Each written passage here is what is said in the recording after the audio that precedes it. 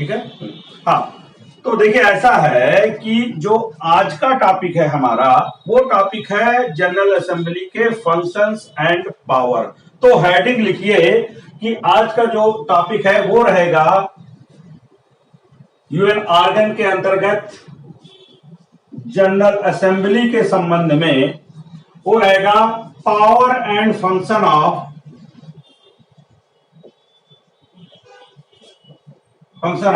जी। ठीक है, इस पे पूरी चर्चा हमारी सीमित रहने वाली है आज की।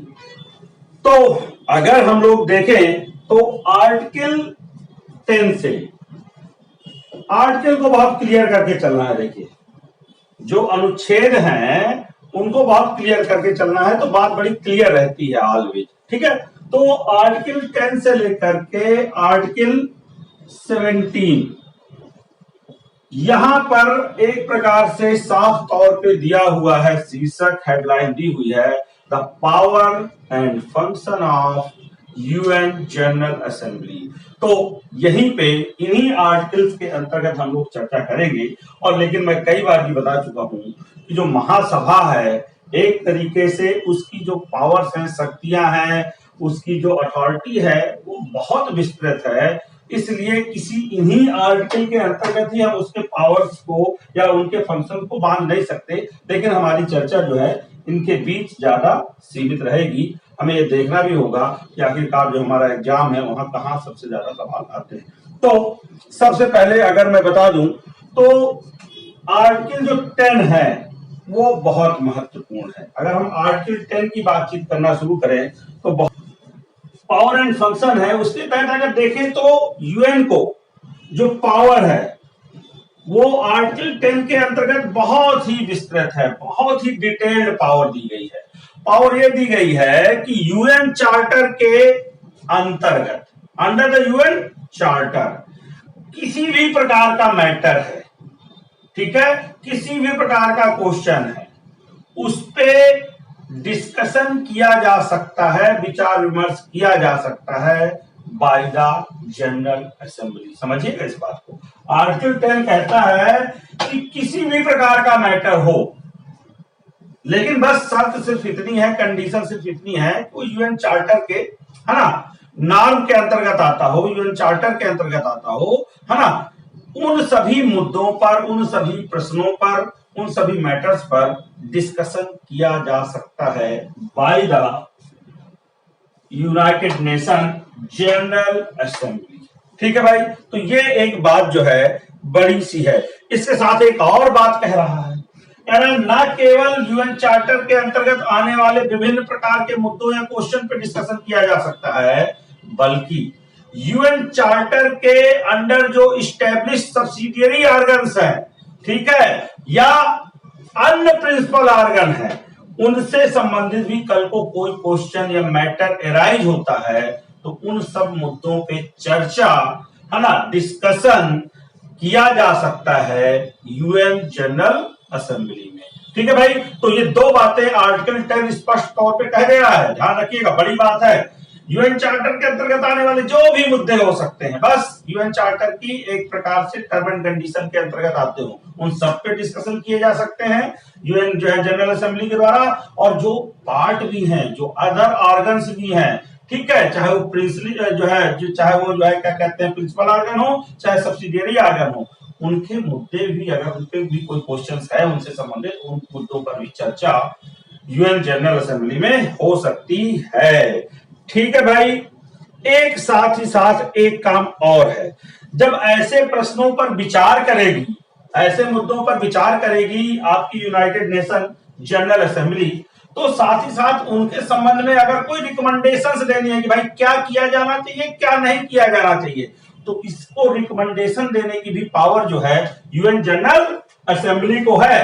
पहली बात तो ये हुई कि कोई भी प्रकार का क्वेश्चन, चाहे वो यूएन चार्टर के किसी प्रोविजन से रिलेटेड हो और चाहे वो क्या कहते हैं जो ऑर्गन्स है उनसे रिलेटेड हो, उन पे डिस्कशन किया जा सकता है जनरल असेंबली द्वारा। दूसरी बात यह है कि इन सब प्रश्नों पे डिस्कशन के पश्चात अगर कोई कंक्लूजन निकलता है तो कुल मिलाकर के क्या किया जा सकता है, रिकमेंडेशन दिया जा सकता है। ये पावर है एक प्रकार से, ये फंक्शंस है एक प्रकार से यूएन जनरल असेंबली के, कि वो रिकमेंडेशन दे। किसको रिकमेंडेशन दे भाई? यूएन किसके प्रति जिम्मेदार है? यूएन, यूएन के जो मेंबर हैं इनको जो है बताए अपनी सिफारिशें, ठीक है, या यूनाइटेड नेशन सिक्योरिटी काउंसिल को अपनी रिकमेंडेशन दे, या फिर दोनों को दे। ठीक है, तो बात यह है कि अपनी सिफारिशें भी ये देगी प्रश्नों पर विचार करने के पश्चात। अब यहां पर एक जो है आपका एक्सेप्शन है, एक अपवाद है, क्योंकि मतलब सभी क्वेश्चनों पे डिस्कशन किया जा सकता है, सब पे सिफारिश दी जा सकती है, तो फिर यहाँ पे एक क्लेरिफिकेशन आता है, उसको नोट डाउन करिएगा। ठीक है, आर्टिकल एक प्रकार से 10 के अंतर्गत ही ये क्लेरिफिकेशन जो है आपका बता दिया गया है साफ तौर पे। आर्टिकल 10 ही क्लेरिफाई कर रहा है। ठीक है, 10 में ये जब पावर दे ही दी गई है कि हाँ भाई क्या कहते हैं, आप सभी क्वेश्चंस को डील कर सकते हैं, सभी क्वेश्चन पे रिकमेंडेशन दे सकते हैं, लेकिन साफ तौर पे कहा गया है ऐसे क्वेश्चनों पे डिस्कशन नहीं करेंगे या ऐसे मैटर पर कोई रिकमेंडेशन नहीं देंगे। ठीक है, जनरल असेंबली ऐसे क्वेश्चन को ना तो विचार विमर्श के अंतर्गत लाएगी, ना उसमें कोई चर्चा करेगी, ना कोई सजेशन देगी, ठीक है, ना कोई रिकमेंडेशन देगी। जो मैटर कहां पर डील किए जा रहे हैं, यूनाइटेड नेशन सिक्योरिटी काउंसिल, अगर यहां कोई मैटर पेंडिंग है या ऐसे मैटर पर कुल मिलाकर के ऐसा कोई मैटर है जिसपे यूनाइटेड नेशन सिक्योरिटी काउंसिल क्या कर रही है, चर्चा कर रही है, उसमें अपनी कोई कार्यवाही कर रही है, तो ऐसे मैटर पर कुल मिलाकर के यूनाइटेड नेशन जनरल असेंबली ना तो डिस्कशन करेगी, ना ही कोई सिफारिश देगी। हाँ, ऐसा हो सकता है कि अगर उस मैटर पे सिक्योरिटी काउंसिल ही ये रिक्वेस्ट कर दे कि भाई जनरल असेंबली इस पे जरा डिस्कशन कर ले, इस पे अपनी कोई रिकमेंडेशन दे दे, तो बात अलग है। नहीं तो सीधा सा प्रिंसिपल बना हुआ है कि अगर जनरल असेंबली, अगर जो है यूएन सिक्योरिटी काउंसिल किसी मुद्दे पर चर्चा कर रही होती है, उसके अंतर्गत कोई मुद्दा चल रहा होता है, तो ऐसे मुद्दों पर यूएन जनरल असेंबली ना तो विचार विमर्श करेगी, ना कोई सजेशन देगी, एक्सेप्ट जब तक यूनाइटेड नेशन सिक्योरिटी काउंसिल उससे ऐसा करने के लिए ना कहे। तो देखिए ये बातचीत जो है बहुत बड़ी बात है।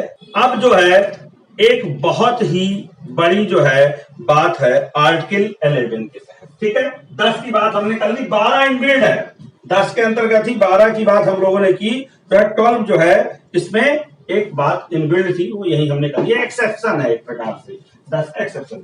अब बात हम अगर करें तो आर्टिकल 11 की बात करते हैं।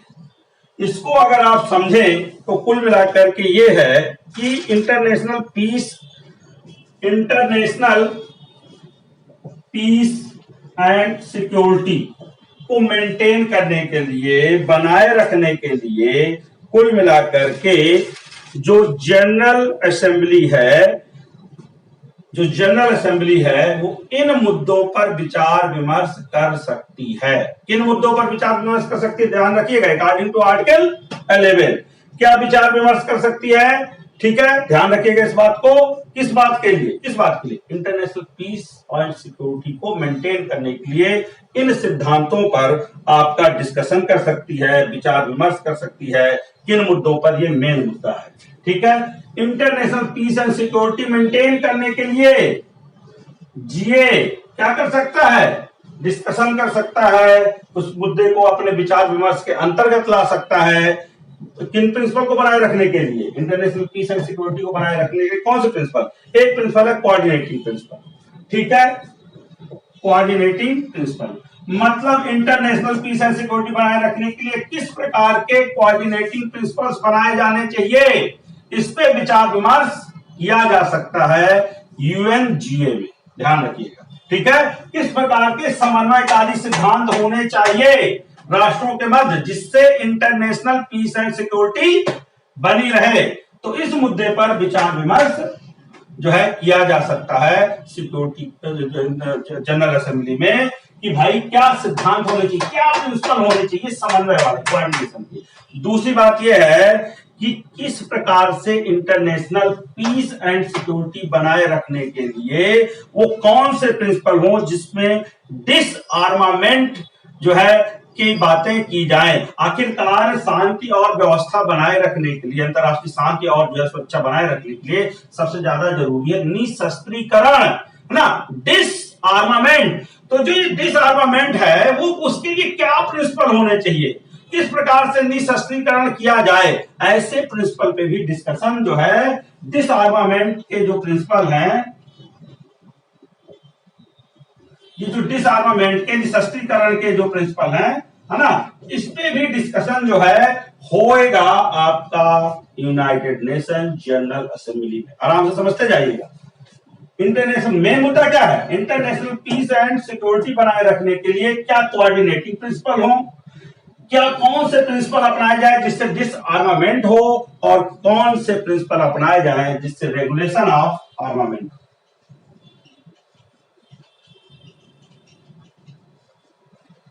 शस्त्रीकरण से संबंधित प्रश्न, है ना, principle related to armament, principle related to disarmament, principle related to coordination, इन सभी बातों पर चर्चा होगी। कहां होगी, यूनाइटेड नेशन जनरल असेंबली में। ठीक है, और जब इन हर मुद्दों पर जब चर्चा होगी, डिस्कशन होगा, तो जाहिर सी बात है डिस्कशन के फलस्वरूप जो रिकमेंडेशंस निकलेंगी, जो सिफारिशें निकलेंगी, वो सिफारिशें जो है जनरल असेंबली किसको किसको कर सकती है, यूनाइटेड नेशन के जितने भी मेंबर हैं उनको ये सिफारिशें जो है देगी, है ना, बताएगी कि भाई इसमें क्या जो है निकला।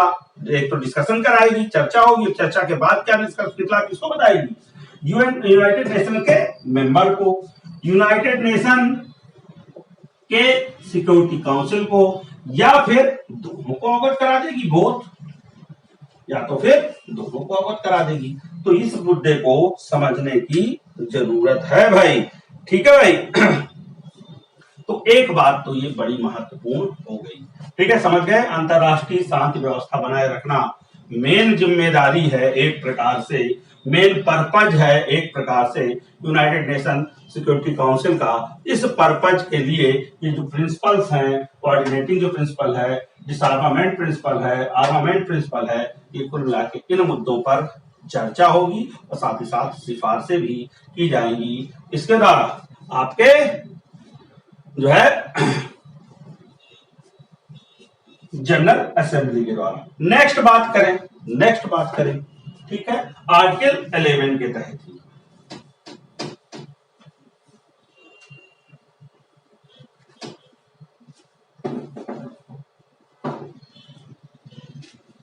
देखिए, again international peace and security के लिए, अंतरराष्ट्रीय शांति एवं व्यवस्था को मेंटेन करने के लिए, बनाए रखने के लिए जो जनरल असेंबली है, ऐसे सभी क्वेश्चन पर, जनरल जो असेंबली है ऐसे सभी क्वेश्चन पर या मैटर पर जो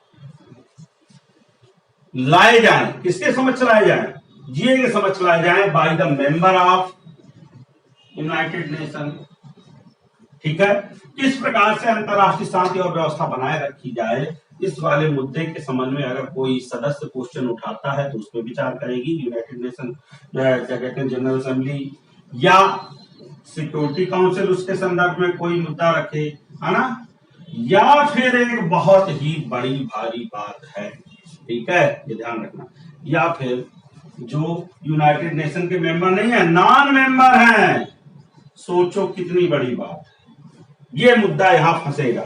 मैं ये कह रहा हूं कि अंतरराष्ट्रीय शांति व्यवस्था बनाए रखने के लिए अगर कोई सदस्य राष्ट्र यूनाइटेड नेशन का या सुरक्षा परिषद या फिर आपके क्या कहते हैं ऐसे कोई मेंबर जो अभी यूनाइटेड नेशन के मेंबर नहीं है, ठीक है, वो अगर कोई प्रश्न लेके आते हैं इंटरनेशनल पीस एंड सिक्योरिटी के संबंध में, तो उसमें डिस्कशन करने का एक प्रकार से अधिकार है जनरल असेंबली को। लेकिन इस संबंध में बहुत बड़ी बात जो है वो ये है कि आर्टिकल 35 को ध्यान में रखना होगा। मैं अब यहाँ पे ही क्वेश्चन राइट कर रहा हूँ, मैंने क्वेश्चन राइट किया नहीं, मैंने कहा कि चलो इनके तो कोई बात नहीं है, कोई भी सदस्य राष्ट्र जो है ऐसे कोई मुद्दा जो है उठा सकता है जनरल असेंबली में तो इंटरनेशनल पीस एंड सिक्योरिटी को थ्रेट कर रहा हो, कोई मुद्दा ऐसा उठाया जा सकता है या उससे संबंधित कोई जुड़ा मुद्दा हो।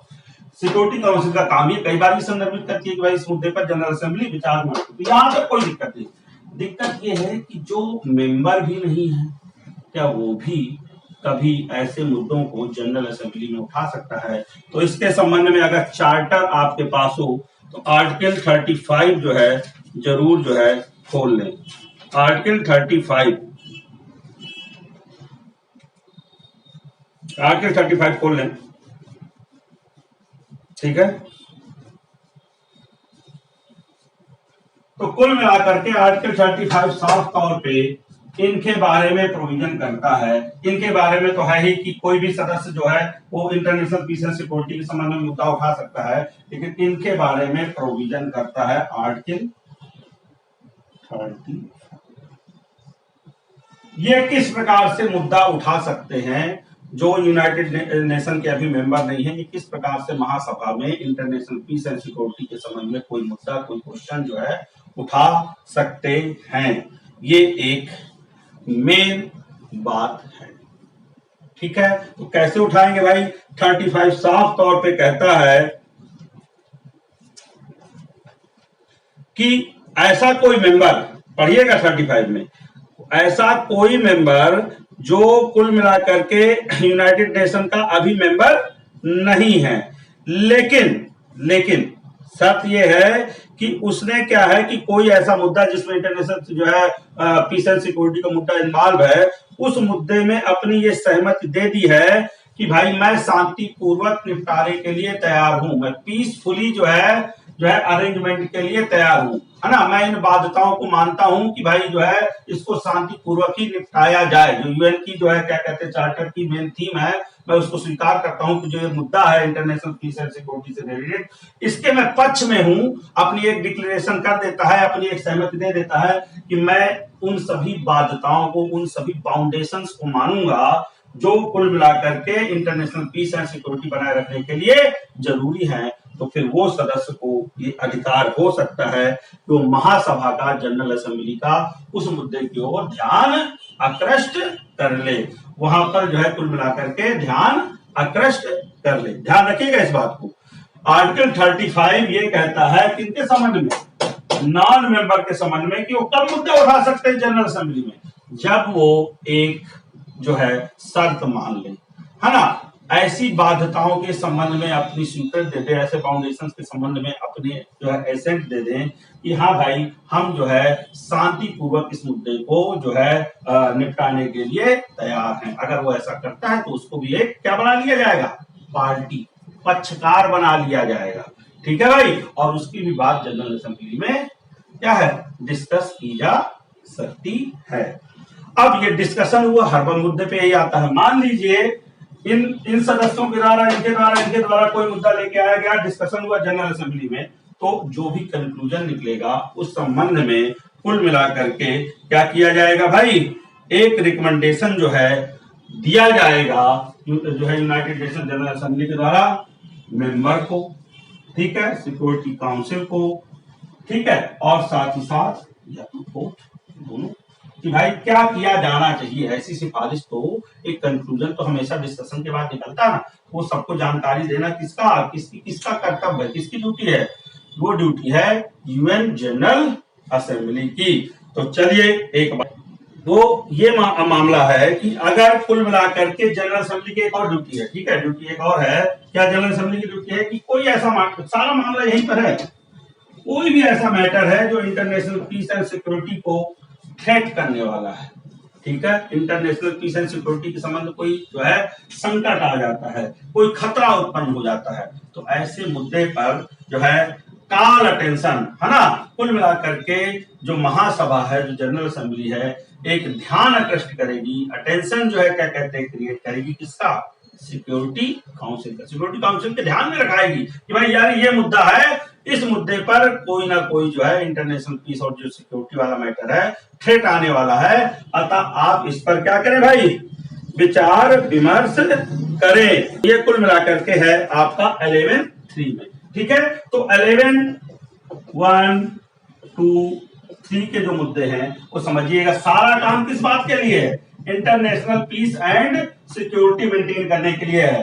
पहला तो यह है कि प्रिंसिपल्स जो होते हैं इंटरनेशनल पीस एंड सिक्योरिटी बनाए रखने के संबंध में, कि किस प्रकार से कोऑर्डिनेटिंग प्रिंसिपल हो, किस प्रकार से डिसआर्मामेंट के प्रिंसिपल हो, किस प्रकार से आर्मामेंट के प्रिंसिपल हो, उस सब पे जो है विचार करेगी, सिफारिश करेगी। दूसरा मुद्दा यह है कि जो सदस्य राष्ट्र है वो जो मुद्दा लेकर के क्वेश्चन आते हैं इंटरनेशनल पीस एंड सिक्योरिटी सामने, यूनाइटेड नेशन सिक्योरिटी काउंसिल कोई मुद्दा लेकर के आती है या ऐसे मेंबर भी लेके आते हैं जो यूनाइटेड नेशन के वर्तमान में सदस्य नहीं है, लेकिन उन लोगों ने जो है साइन किया होता है इस बात पे कि हम आपकी बातें मानेंगे इंटरनेशनल पीस एंड सिक्योरिटी वाली, उनको भी पक्षकार बनाया जा सकता है। ऐसे सभी मुद्दों पर विचार किया जा सकता है जनरल असेंबली में और सिफारिश भी करें। और तीसरा यह है कि जो भी मैटर आपके ऐसे लगते हैं कि इंटरनेशनल पीस एंड सिक्योरिटी को प्रभावित करने वाले हैं, उन सभी मैटर पर कुल मिलाकर के वो संयुक्त राष्ट्र जो है सुरक्षा परिषद का ध्यान आकर्षित करने का काम किया जा सकता है by the general assembly.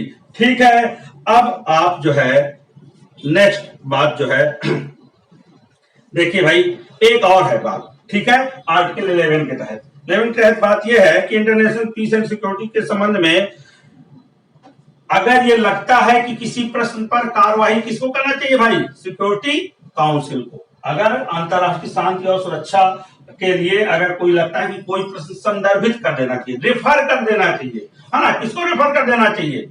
United nation security council को। तो ये वाला भी काम जनरल असेंबली के द्वारा किया जाता है।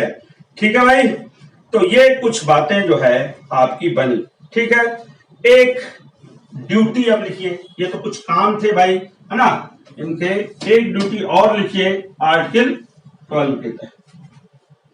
12 देखिए भाई, आर्टिकल 12 का एक मुद्दा तो एक्सेप्शन था, अपवाद था कि भाई आर्टिकल 10 के अनुसार यूनाइटेड नेशन जनरल असेंबली को बहुत ज्यादा असीमित अधिकार है, सब मुद्दों पे विचार विमर्श किया जा सकता है जो भी यूएन चार्टर के अंतर्गत आते हो। लेकिन फिर एक एक्सेप्शन दे दिया है कि नहीं, उन मुद्दों पे विचार विमर्श नहीं किया जाएगा जो सिक्योरिटी काउंसिल के अधीन हो, जिन पे सिक्योरिटी काउंसिल अभी काम कर रही हो। अब जो है 12.2 ये कहता है कि यूनाइटेड नेशन के जो महासचिव साहब हैं, ठीक है, जनरल जो सेक्रेटरी साहब हैं, उनका एक ड्यूटी होगी, उनका एक कर्तव्य होगा कि वो सिक्योरिटी काउंसिल के प्री अप्रूवल से, सिक्योरिटी काउंसिल के प्री अप्रूवल से, पूर्व अनुमति से ऐसे मुद्दे पर जो इंटरनेशनल पीस एंड सिक्योरिटी से संबंधित है या ऐसे मुद्दों पर जिन पर कुल मिलाकर के काम किया जा रहा है सिक्योरिटी काउंसिल के द्वारा, उन मुद्दों की सूचना एनुअल जो सेशन होता है उसमें जनरल असेंबली के सदस्यों को देंगे। जनरल असेंबली का जो एनुअल सेशन होता है वो जो सूचना है, कौन सी सूचना है, कौन सी इंफॉर्मेशन है, जिन मुद्दों पे यूनाइटेड नेशन सिक्योरिटी काउंसिल काम कर रही होती है, तो यूनाइटेड नेशन सिक्योरिटी काउंसिल ने क्या काम किया है, क्या जो है क्या कहते हैं उस पर प्रगति हुई है, ऐसी इंफॉर्मेशन जनरल असेंबली में दी जाएगी by the general secretary of UN. लेकिन ध्यान रखिए तब दी जाएगी जब ऐसा करने के लिए प्री अप्रूवल मिल चुका हो यूनाइटेड नेशन सिक्योरिटी काउंसिल के द्वारा। और दूसरी बात यह है कि अगर यूनाइटेड नेशन सिक्योरिटी काउंसिल ने किसी मुद्दे पे काम करना बंद कर दिया हो, भाई किसी मुद्दे पे काम कर रही है तो बहुत सारे प्रतिबंध लगाए जाते हैं ना, बहुत सारी बातें होती, अगर बाय द वे उस मुद्दे पर काम करना बंद कर दिया हो तो ये भी महासचिव की जिम्मेदारी होगी कि वो यूनाइटेड नेशंस के मेंबर को क्या करे भाई, इंफॉर्मेशन दे। तो ये चीजें जो है वो बहुत जरूरी हैं। ठीक है भाई, अब सारे मैटर मेरे ख्याल से क्लियर हो रहे हैं। आर्टिकल 13 ठीक है जो है आपका, और साथ ही आर्टिकल 14 जो है वो एक प्रकार की ड्यूटी बताते हैं, एक प्रकार के कर्तव्य बताते हैं। किसके? आपके महासभा की। क्या ड्यूटी है भाई? अपना अपना चार्टर खोल लीजिए, ठीक है, और सिंपल सी बातें हैं। आर्टिकल 13 की पहले बात कर ली जाए, अगर आप पढ़ेंगे आर्टिकल 13 को तो साफ तौर पे ये है कि भाई ये जनरल असेंबली का एक कर्तव्य होगा, ठीक है, महासभा का एक ड्यूटी बनती है कि वो क्या करे भाई, आपके इनिशिएट करे स्टडी एंड जो है ऑन द किस मामले में जो इनिशिएशन करे, किस मामले में अध्ययन बढ़ाए, ठीक है, किस मामले में बढ़ाए भाई, promoting the international cooperation in the political field and encouraging the progressive development of international law and coordination. Simple शब्दों में कहें, जो अंतरराष्ट्रीय विधि है, इंटरनेशनल लॉ है, उसकी किस प्रकार से जो है प्रगति हो, किस प्रकार से उसको जो है क्या कहते हैं, अंतरराष्ट्रीय जो सहयोग है, इंटरनेशनल जो कॉपरेशन है, किस प्रकार से इसमें जो है बढ़ोतरी हो, किस प्रकार से इसमें प्रोग्रेस हो, इस संबंध में अध्ययन जो कराए जाएंगे, इस संबंध में जो है क्या कहते हैं स्टडीज जो कराई जाएंगी, उसको प्रमोट किया जाएगा बाय द जनरल असेंबली। किस संबंध में, किस प्रकार से जो है इंटरनेशनल कॉपरेशन बढ़ाया जाए, किस प्रकार से इंटरनेशनल लॉ का डेवलपमेंट हो, इस संबंध में जो स्टडीज हैं वो कुल मिलाकर के जनरल असेंबली उन स्टडीज को क्या करेगी भाई, प्रोत्साहन देगी भाई, ठीक है।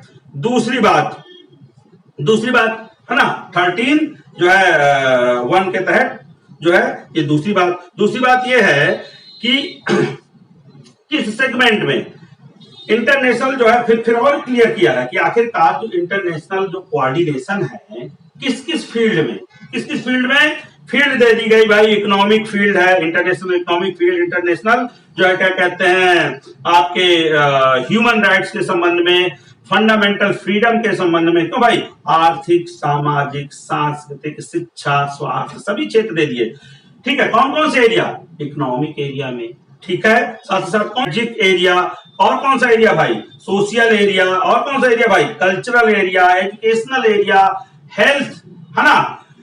इन सभी क्षेत्रों में, इन सभी फील्ड में किस प्रकार से इंटरनेशनल कोऑर्डिनेशन, इंटरनेशनल कोऑपरेशन बढ़ाया जाए, इस संबंध में कुल मिलाकर के सहयोग किया जाएगा, अध्ययन जो है कराए जाएंगे। किसके द्वारा अध्ययन कराए जाएंगे, किसके द्वारा स्टडी जो है क्या कहते हैं प्रमोट की जाएगी, by the United Nation General assembly. साथ ही साथ इन मुद्दों पर भी विचार विमर्श किया जाएगा कि जो कुल मिलाकर के ह्यूमन राइट्स हैं, ठीक है, फंडामेंटल फ्रीडम है किसकी, ह्यूमन की, जो मानव की मूलभूत स्वतंत्रताएं हैं, ह्यूमन राइट्स हैं, इन मुद्दों पर भी कुल मिलाकर के किस बात पे, विदाउट द डिस्क्रिमिनेशन ऑफ, बिना भेदभाव के, किस भेदभाव के, ना तो रेसिज्म हो, इसमें रेसिज्म ना हो, जो मानव के अधिकार हैं, जो मानव की फंडामेंटल स्वतंत्रताएं हैं, उसमें इन सिद्धांतों को विकसित करने में, किस सिद्धांतों को विकसित करने में कि विभेद न किया जाए, मूल वंश के आधार पे, मीन्स रेस के आधार पे, सेक्स के आधार पे, लैंग्वेज के आधार पे एंड रिलीजन के आधार पे, 4 जो है आपको दिए गए हैं,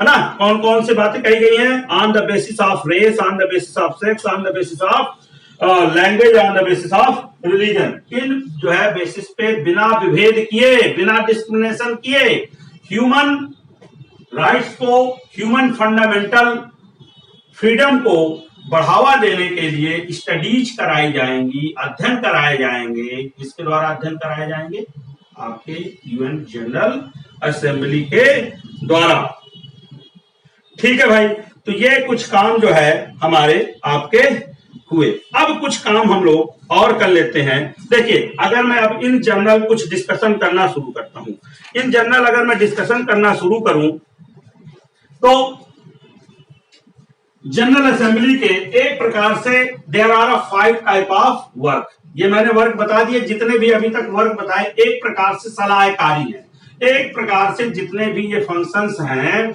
वहां कहीं भी डायरेक्टिव अथॉरिटी नहीं है कि किसी में डायरेक्शन देना है जनरल असेंबली को। ये सब के सब जो है डिस्कशन पर आधारित है, और जो जो जो जो एडवाइस दी जाती है ना, जो आपकी क्या कहते हैं आपकी एडवाइस दी जाती है, वो कुल मिलाकर के रिकमेंडेशन दी जाती है। किसके द्वारा रिकमेंडेशन दी जाती है, यूनाइटेड नेशन जनरल असेंबली के द्वारा। वो एडवाइजरी है, वो सलाहकारी है, बहुत बाउंड नहीं करती किसी को भाई, है ना, ऐसा नहीं है। और ना ही कोई जो है स्पेशल इंटरनेशनल लॉ बनाया जा सकता है बाय द जनरल असेंबली, ठीक है, ध्यान रखिएगा इस बात को। तो सीधी सी बातचीत ये है कि क्योंकि भाई कहते हैं कि 2 वजह से जो है लिमिटेड है इसकी पावर। एक तो मैंने आर्टिकल 12 बता दिया। अगर आप जनरल असेंबली की जो सलाहकारी शक्ति है, आप इसको सलाहकारी शक्ति या जो है डिस्कसिंग पावर आप जो है जनरल असेंबली के तौर पे कर सकते हैं। 5 पार्टों में जो है आप जो है फंक्शंस को डिवाइड कर सकते हैं, है ना। एक जो है काम जो है वो डेलिब्रेटिव जो है फंक्शन है, जो डेलिब्रेटिव फंक्शन है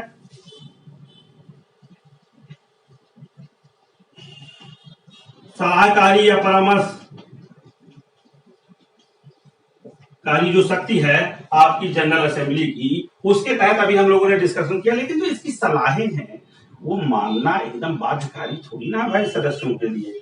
ठीक है, एक बात तो ये है जरूरी, ठीक है, क्योंकि जो है एक प्रकार से जो एक सिस्टम बना हुआ है कि भाई संप्रभुता पर आधारित है। अगर ये सदस्य राष्ट्रों की संप्रभुता को प्रभावित करने वाला कोई बातचीत है तो निश्चित तौर पे ऐसी बातें कोई सदस्य राष्ट्र क्यों मानेगा भाई। अतः बाध्यकारी फाउंडेशन वाला तो इनको बनाया नहीं जा सकता है। ठीक है, एक बात। दूसरी बात यह है कि अगर कोई, मैं पढ़ा चुका था आपको आर्टिकल 2 के तहत, अगर कोई ऐसा मैटर है ना, जो कुल मिलाकर के घरेलू विवाद हो, है ना, इंटरनल मैटर हो किसी राष्ट्र का, ठीक है, कह देते ना भाई ये हमारे जो है देश के अंदर का मामला है ना।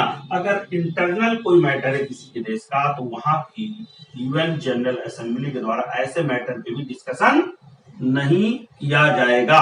ये बात हमारी पहले ही हो चुकी है, ठीक है ना भाई। तो कुल मिलाकर के जनरल ये प्रिंसिपल है साफ तौर पे कि भाई संयुक्त राष्ट्र में ऐसे मुद्दों पर विचार विमर्श नहीं होगा जो राष्ट्रों के जो है डोमेस्टिक मैटर होंगे, राष्ट्रों के अपने इंटरनल डोमेस्टिक मैटर होंगे, आंतरिक घरेलू विवाद होंगे, उन पर मुद्दा नहीं होगा। तो एक प्रकार से यही लिमिटेड हो जाती है पावर जो है इसकी परामर्श वाली, है ना। आर्टिकल 12 करता ही करता है, ठीक। तो ये एक बातें हैं, लेकिन इन सब बातों के बावजूद चूंकि ये बहुत बड़ी संस्था है, यहाँ कोई बात उठती है तो प्रेशर तो पड़ता ही पड़ता है सदस्य राष्ट्रों के ऊपर, ऐसा नहीं है। तो बहुत बड़ी संस्था है, अगर इस पर कोई बहुत विचार विमर्श होता है और वोटिंग अगर हो जाए उस मुद्दे पर, ठीक है, तो पक्का फर्क पड़ता है। ठीक है भाई, सिर्फ अगर मुद्दा उठा दिया जाए तो कोई बात नहीं, लेकिन मुद्दा उठा करके उस मुद्दे को पारित कराया जाए तो और प्रेशर पड़ता है। ऐसे प्रश्न, है ना भाई, ऑर्डिनरी प्रश्नों पर कैसे जो है हर बात पे देखिए, यहाँ पे क्या मतदान तो होता है, अगर प्रश्न उठाया गया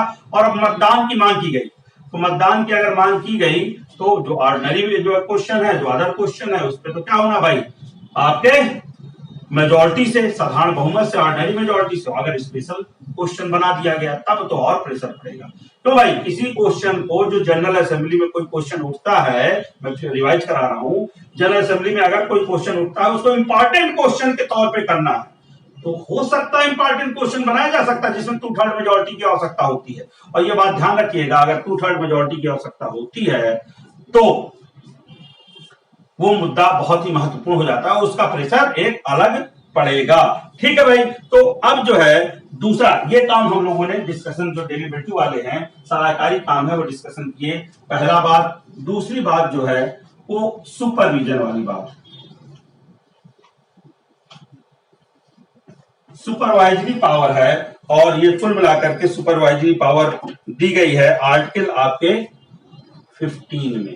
ठीक है, आर्टिकल 15 में ये सुपरवाइजरी पावर आपको दिखती है, अर्थात महासभा को पर्यवेक्षण करने की शक्ति है। आर्टिकल 15 साफ तौर पे कहता है कि कुल मिलाकर के महासभा को ये अधिकार है कि वो क्या कहते हैं, एक एनुअल रिपोर्ट जो है प्राप्त करे, किससे, सिक्योरिटी काउंसिल से, है ना, जो संयुक्त राष्ट्र सुरक्षा परिषद, उससे एक एनुअल रिपोर्ट मंगाए। ठीक है, साथ ही साथ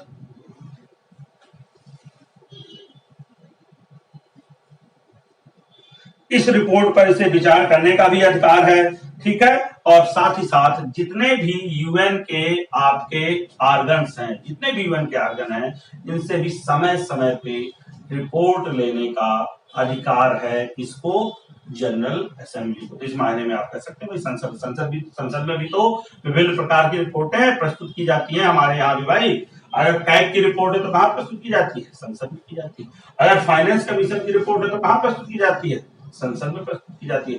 तो बहुत प्रकार की जो है रिपोर्टें जो संसद में प्रस्तुत की जाती हैं, इसी प्रकार से रिपोर्ट लेने, उनको पर्यवेक्षित करने, उनको देखरेख करने, उस पर चर्चा करने का अधिकार जो है जनरल असेंबली को है। इसके अलावा देखिए, अगर आप मुझसे पूछेंगे तो निश्चित तौर पे बहुत सारे अधिकार हैं। सीधी सी बात यह है कि दो प्रकार के ऑर्गन्स और हैं, उन पूरे ऑर्गन की जिम्मेदारी एक तरीके से यूनाइटेड नेशन जनरल असेंबली निभाती है। कौन सी?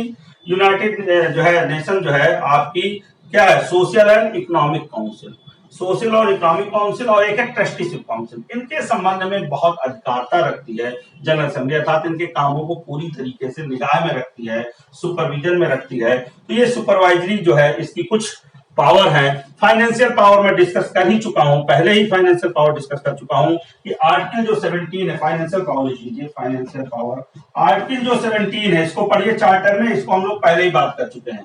आर्टिकल 17 के तहत, आर्टिकल 17 के तहत कुल मिलाकर के मुद्दा क्या है? बजट वाला मुद्दा है। तो बजट कहां पारित होगा भाई? जनरल असेंबली में।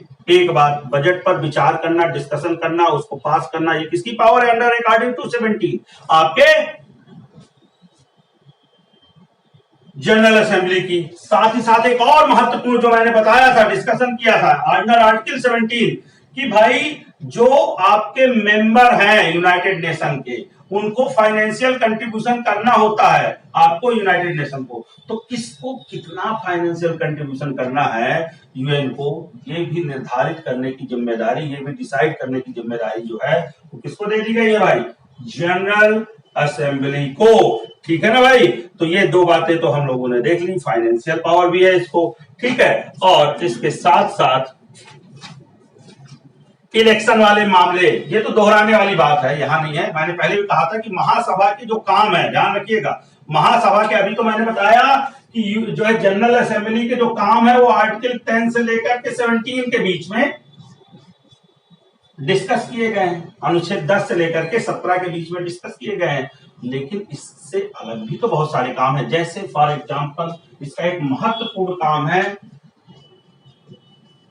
इलेक्शन कराना, ठीक है, निर्वाचन, इसका एक महत्वपूर्ण काम है। और आपको बताया जा चुका है, चाहे सिक्योरिटी काउंसिल के नॉन परमानेंट मेंबर हो, चाहे जो है क्या कहते हैं यूनाइटेड नेशन में जो नए आने वाले सदस्य हो, उनका एडमिशन हो, उनकी एंट्री हो, ठीक है, चाहे जितने भी और ऑर्गन है ना, उनके जो है सदस्यों का निर्वाचन हो, है ना, सोशल एंड इकोनॉमिक काउंसिल के सदस्यों का हो, ट्रस्टीशिप के काउंसिल का हो, इन सभी के इलेक्शन की जो जिम्मेदारी होती है वो किसकी होती है भाई? महासभा की होती है, जनरल असेंबली की होती है। ठीक है भाई? और इसके अलावा जो यूनाइटेड नेशन चार्टर है, इसके अलावा जो है आपका ये पहला काम हुआ था, दूसरा काम सुपरवाइजरी हुआ, तीसरा काम फाइनेंशियल वाला हुआ, चौथा जो है इलेक्शन रिलेटेड वर्क हो गए, और पांचवा जो काम है वो है कॉन्स्टिट्यूशनल अमेंडमेंट का। ठीक है भाई? जो यूएन चार्टर है, यूएन चार्टर में अगर अमेंडमेंट करना है भाई, या यूएन चार्टर के पूरे जो है रिव्यू करना है, पहले ही पढ़ा चुका मैं, ठीक है, अगर यूएन चार्टर को रिव्यू करना है, मान लो 10 साल तक आपने रिव्यू नहीं किया तो एक बैठक बुलाई जाएगी, या फिर रिव्यू करने के लिए बैठक बुलाना है तो कुल मिलाकर के वो जनरल असेंबली के थ्रू ही बैठक बुलाई जाएगी, और वही फिर रिव्यू करेगी यूएन चार्टर को, या यूएन चार्टर में कल को कोई अमेंडमेंट करना है तो कुल मिलाकर के ये भी काम जो होएगा तो किसके द्वारा किया जाएगा भाई? वो कुल मिलाकर के किया जाएगा आपके जनरल असेंबली के द्वारा। ठीक है भाई? आर्टिकल 108 तो समझाया था अमेंडमेंट वाला भाई, तो भाई अमेंडमेंट वाला जो मैंने आर्टिकल बताया था, साफ तौर पे बताया था कि इसके अमेंडमेंट करने के लिए क्या जरूरत पड़ती है भाई? जनरल असेंबली के 2/3 जो है मेंबर जो है वो प्रस्ताव कोई भी ला सकता है, लेकिन 2/3 जनरल असेंबली के मेंबर को उसको क्या करना चाहिए? जिसमें सुरक्षा परिषद के सदस्य भी शामिल हो, स्वीकार करना चाहिए, फिर सारे सुरक्षा परिषद के सदस्य और साथ ही साथ 2/3 मेंबर जो है क्या कहते हैं जनरल असेंबली, उनको रेक्टिफाइड भी करना चाहिए, है ना, जो संशोधन हुआ हो, तभी वो संशोधन लागू होगा। लेकिन किसके थ्रू होगा? जनरल असेंबली के थ्रू होगा। तो कहने का मतलब, these are the functions of United Nation General Assembly. So जो टॉपिक है वो क्लोज होता है आज का। हम लोगों ने